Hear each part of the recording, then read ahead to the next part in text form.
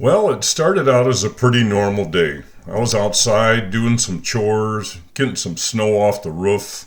My wife had just taken off and she was going to go get some shopping done at the mall. Little did I know that she accidentally locked that man door on my garage, and that's where my phone and my keys were. No big deal though, because I had just put new batteries in my keypad for my garage door opener a week before, so I punched in my code, and much to my dismay, it did not work. So now I am locked out. No way to get in my house. No way to get that hot cup of coffee after all this snow work. I guess I have to go get a new one. It's probably not going to be cheap. Or I could repair it myself. Let's do that. Let me show you what tools you need first. You're going to need a Phillips head screwdriver, a flathead, a small one, an emery board, some scissors. You're also going to need some dielectric grease, a magnifying glass if you got old eyes like mine, and you're going to need some isopropyl alcohol and some paper towels. If you don't have that special dielectric grease, you could use Vaseline in a pinch, but I'd replace it once you get it. Well, my wife finally made it home from the mall, so the first thing we want to do is get the batteries out of this and get this thing inside so we can work on it in a warm environment. Just slide that bottom cover off and use a small flathead screwdriver, and at the positive end where that little button is, go ahead and pop them both out. And after you get the batteries out, the next thing we're going to want to do is get that Phillips head screwdriver, because we're going to need that. All we need to do is pull that screw, push up on the keypad, and then pull straight out, and we can bring it inside to work on it. Let's go ahead and clean the contacts where the batteries go. We're going to clean all four of them. Grab that emery board and remove any corrosion or rust until they're looking really clean. When you're all done, wipe it out with isopropyl alcohol, and then put a small smear of that dielectric grease or the Vaseline if that's what you have.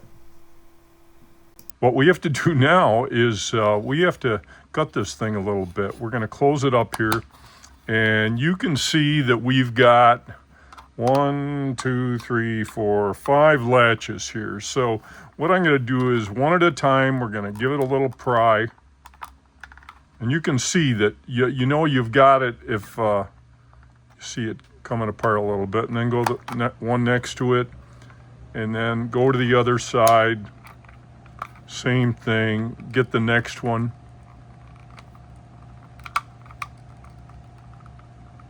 And this last one on top. All right. Okay, so now what we can do is we can go ahead and let's open this thing up again. If we push on this whole thing's going to come out. This is your main circuit board. Be gentle with it, we don't want to bust it up here.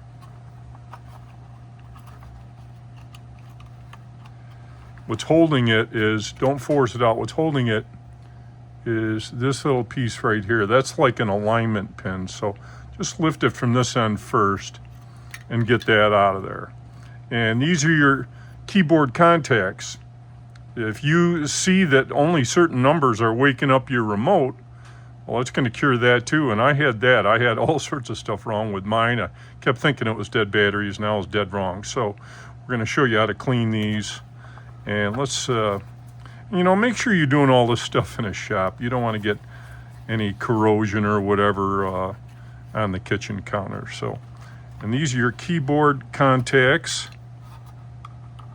Try to avoid touching these black dots with your fingers. You don't want any oils from your finger getting on there, but all these dots are, and this is very similar to a keyboard contact. This is a conductive material, and that conductive material hits these gold surfaces, and what we're going to do is we're going to clean them. The first thing we're going to do is we're going to clean our circuit board up, and to do that right, you're going to need a white eraser. Don't use a pink eraser on like a number 2 pencil. The reason I say that is those erasers have a special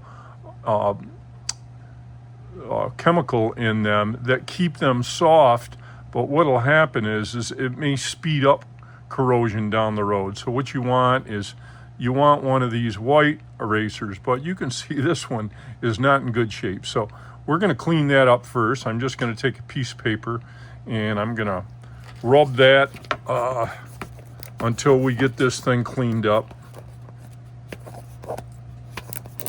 But you want a white eraser.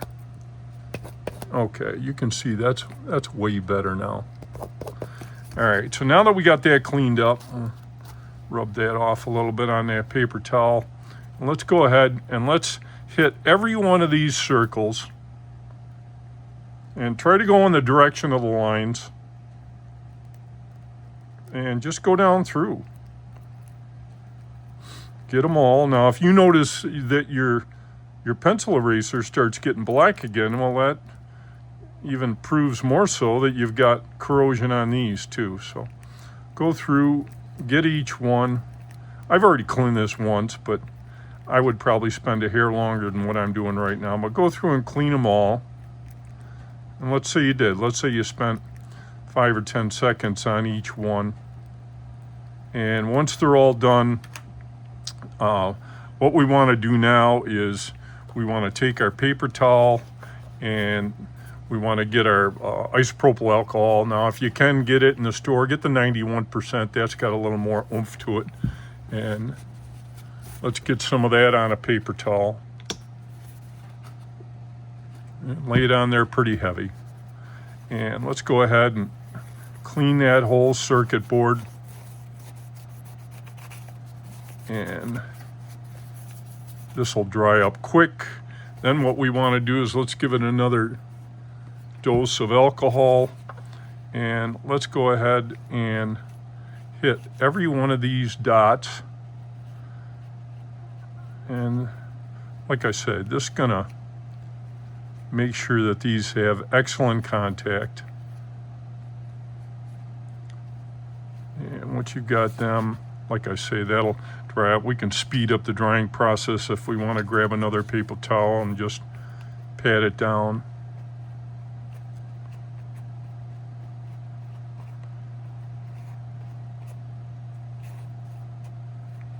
All right, and you can tell they're dry. If all those little dots are dark and not shiny, that means they're dry, and these are. Okay, so we clean the contacts and our conductive material. Now it's time to get this back into the plastic again. So remember we said we've got our alignment pin right here. What we want to do is turn this around and get this lined up with that and give that a little push. Don't touch your buttons. And now we've got our circuit board, same thing. That's got our alignment hole on that too. Let's put that in, give that a push, and it's gonna just stop. We know it's in all the way if our buttons look like they're all even, so. And now it's just a matter of putting this back in, and this really doesn't matter as long as you have this end latch even with that. So let's go ahead and drop that in, give that a push, and just start going all the way around until they all stop snapping and everything is nice and even, you know. If it's all even all the way around, you've got it. Okay, and that's it. Now we can go ahead and put our batteries in. I'm waiting for my Ultimate Energizers to come in from Amazon, but I'm going to use these Amazon Basics for now. But I really want the lithium in there because up here in the Great White North, you know, it's cold. You know, I mean, a week and a half ago it was about 25 below. So let's go ahead and put this in. Now, when you're putting your batteries into, if you're not aware of this, you can see in here where there is definitely symbols, but they're very, very hard to see. But for the top battery, the positive goes to the right. The positive is the end with a button. And the bottom is just the opposite. The button goes to the left. And now this thing is ready to be reprogrammed. And the next step, we're going to do the factory reset next. And let's get back to this as soon as we show you how to do the factory reset.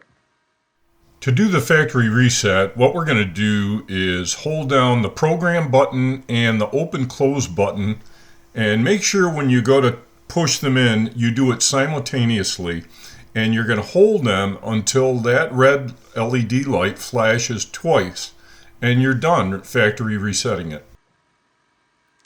All right, so we've done our factory reset, and now it's set back to the code of 357. It gives you directions right in here that shows you what the codes are when you first get this thing, or if you do a factory reset. And now it's just a matter of standing up near our garage door, and we're going to push that program button, and let's show you how to do that real quick. On my model, all I have to do is hold the program button in until the blue light goes on and let it go, and a red light will start flashing after that. All right, so you've done your factory reset now. We're going to have to go ahead and hit the program button, and I just showed you how to do that in a quick video. And from the time that starts flashing, you've only got 30 seconds to work with. Now, if you've got an older Genie, well, that button may be on the side, it may be under the light cover, it may be in the back, and it might just say learning button or whatever in your instructions. It's usually a little white button, but you've only got 30 seconds to work with. So the minute you push that, then you're going to go ahead and you're going to hit 357 and the enter key, or the open close button.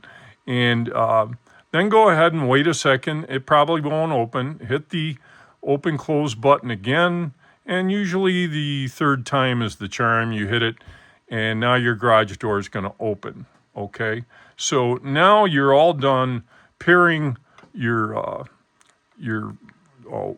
keypad unit with your opener in your garage, but you're still not done because you want your own code. So let's say that you want your code to be 4455. Okay, well, you're just going to go over to your remote now that it's opening with 357, and you're going to hit 357, and then you're going to hit the program button, and we're going to hit 4455 and the program button again, and you should be done.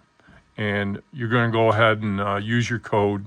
Now, if you didn't do something right, you could always go back to square one and do a factory reset. But sometimes there's a slight timeout. I've found that, let's say you do program it correctly for your 4455, and the door doesn't open. Well, maybe you hit a button wrong, and you really should wait for the backlight to go away before you attempt to type in your code again. It's going to have a little bit of a timeout. Once the backlight goes off again, then you can go ahead and try your code. But that's it. You've got your new code on, and you are good to go. Now, keep in mind, we want to use those good lithium batteries, and we want a good dielectric grease. So look in the information section of the video, and I'll give you links to Amazon that will bring you right to those products. And you'll be using the right product then, and the batteries, because they are lithium, are going to work way better, and that'll do it. You are ready to go. If you like this video and it helped you, please subscribe to the Pompano Brownie channel, and that'll do it for this video.